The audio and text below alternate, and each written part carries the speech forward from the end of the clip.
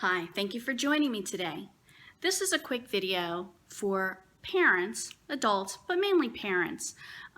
We are now at the middle of April, and this is a good time to kind of touch base and maybe go over some strategies, some recommendations about how to stay mentally and physically healthy. For many of you, it's probably going to be a review, but let me tell you, it's worth reviewing, right? And supporting each other. For parents, I think there's really three big recommendations that I would like to share. One is to remember to keep routines in your household as much as possible. It's really important for you and your children to go to bed at a regular time, get up at a regular time, bathe, get dressed, kind of keep a lot of those things that you were already doing. Think about even when you're home for the summer, if you stay up too late or you sleep in, how hard is it sometimes, right, to get back into the swing of things in school come in August. Second thing that I would like to really recommend to parents is to try, and I say this to the kids too in their video, remember to speak kindly. And it's really important to try to avoid yelling whenever you can. So being kind of cooped up in your house and not having the freedom and the flexibility to go out and maybe visit people or even go outside to some degree, we tend to have less tolerance for change, and we can become less patient. So we really all need to make sure that we recognize that and that we take a break when we need to. And it's okay as mom, dad, other caregiver, to say to each other or to kids, look, I'm not feeling myself today, and I'm just going to need a little extra space, and I really need you to listen to me right now, or whatever you need to say, or I'm going to go in my room for a few minutes. Just give me a minute, okay? Even say, hey, can you just relieve me for a few minutes? I just need to take a break. Then, you might want to do that as well. The third thing I think that is important for parents or caregivers to know as far as a recommendation during this time is call a helpline if you need one. And I'll show this again at the end. But I do have here some highly recommended numbers. These are national numbers that you can call if you need help. There's also, of course, local numbers. If you feel that your child needs some kind of support, you can certainly call the National Suicide Prevention Line or the National Alliance of Mental Illness. There's helpline. There's local numbers. NAMI has a local number. I would also encourage you to call your child's school. The school counselors are great resources. A lot of schools have social workers. We also, a lot of school districts have school psychologists on call to help support students. Okay, so please don't feel like you have to go it alone. I also want to mention this the NAMI. If you go online, they have a really good resource and information guide as well. And it also gives some strategies for keeping mentally and emotionally healthy. So again, I'm just going through some that I thought of or have read about myself. There's a lot of information out there. So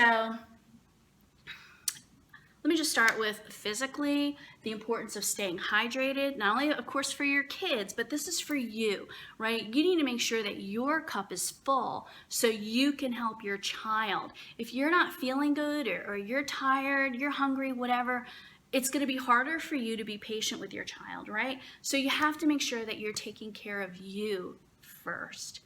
Or at least at the same time. So you want to make sure you're staying hydrated. You need to drink a lot of water during the day. You want to make sure you're getting some kind of sunshine every day, okay? That's really important. Part of a routine, whether showering, changing, getting dressed, wearing fun kind of clothes. But another really important job for parents is maintaining that routine at home.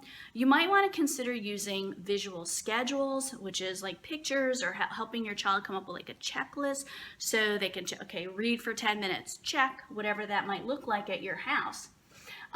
Continue to have expectations every day. If you expect your child to make their bed every morning, make sure you're checking in. Okay, hey, I see you made your bed today. Good job. Or I see you didn't make your bed today. Also, let your child have some of that responsibility of getting up. Spending time with your children every day. This is important anytime, but it obviously is really important now.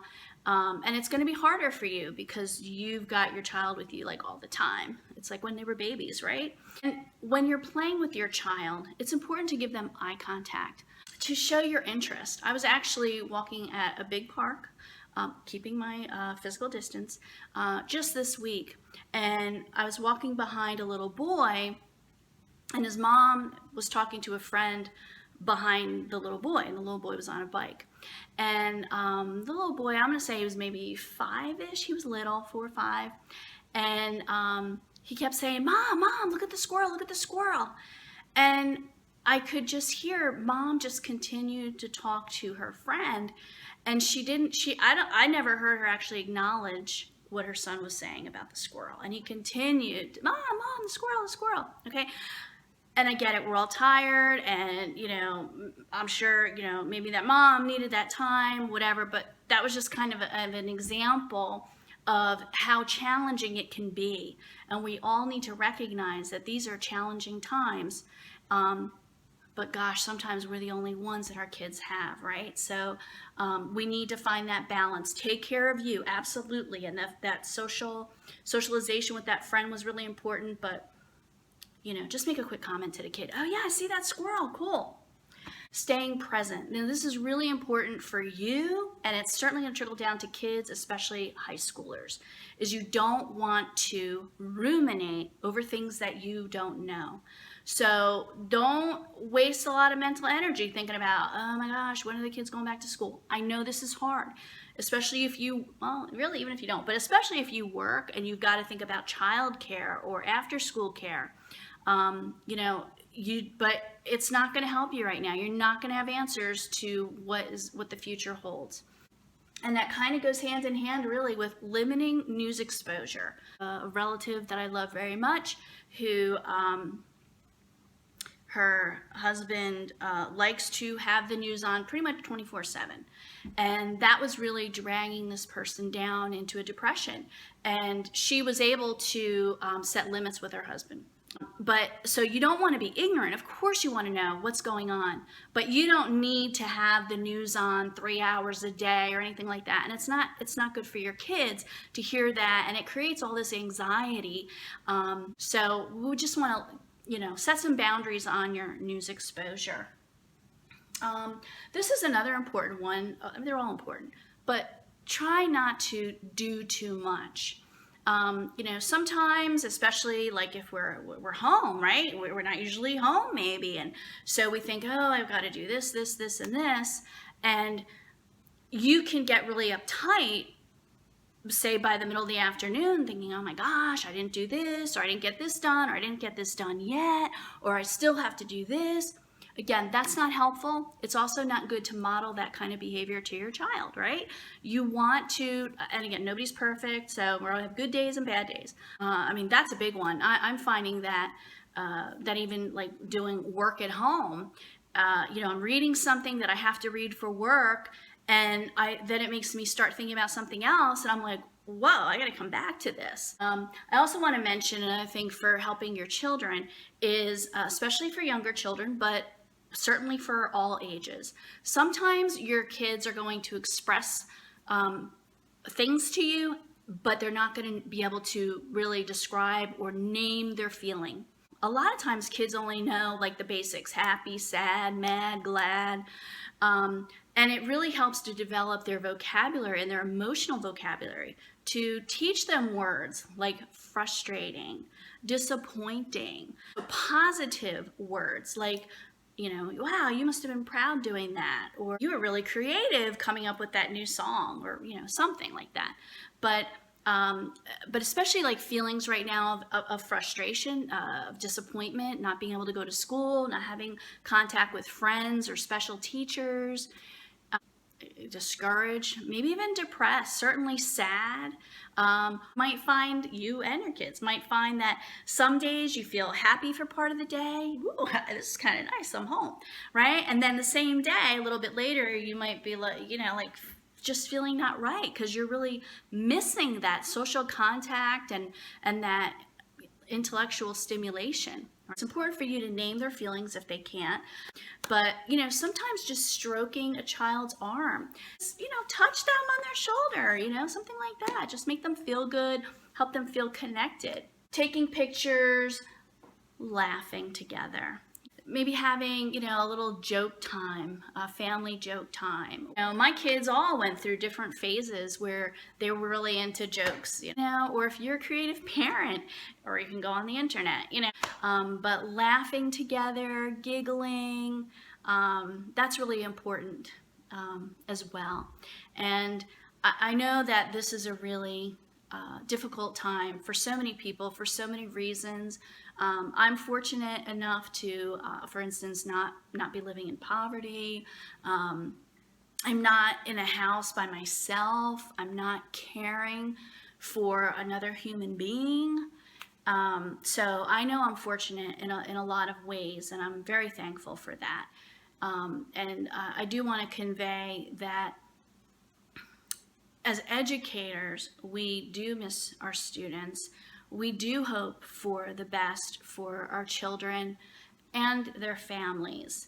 And we really do look forward to having you all back in with us in the school environment. And I really hope that this could actually, one of the silver linings of this could be that, say, next year when we're all back together, that we have, a better appreciation for the roles that we each play. That as parent, that as teacher, and that as student. Because it takes all of us, and community, but it takes all of us to produce successful, productive students who will go on to be productive members of the workforce. And I think that we all want that same goal, and we all want to keep our children safe. And again, before I sign off on the video, I do want to share these numbers with you again. And again, you can certainly contact your local school or local community resource, but these are national hotline numbers if you need any of this support.